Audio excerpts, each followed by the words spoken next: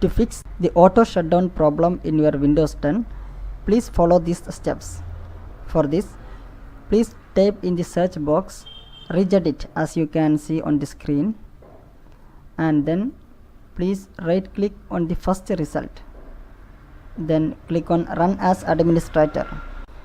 Then Windows Registry Editor will open. Now please expand the key named HKey Local Machine, and then expand the folder named Software. Okay, it is here. And then please expand the folder named Microsoft.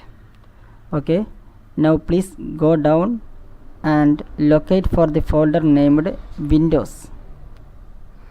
Okay, it is here. Please expand it. Now right click on this folder Windows, and then from these options choose New, and then click on Key. Okay, now a new folder will be created here. Please rename it as Windows Update. Okay, then please right click on this new created folder, and then choose New, and then click on Key. Okay, now once again a new folder will be created. Now please name it as AU as you can see on the screen. Okay, now please right click on this new created folder, and then choose New. And now if your system is 32-bit, then please click here DWORD 32-bit, and if it is 64-bit, then please click here QWORD 64-bit value. By clicking one of these options, a new key will be created here.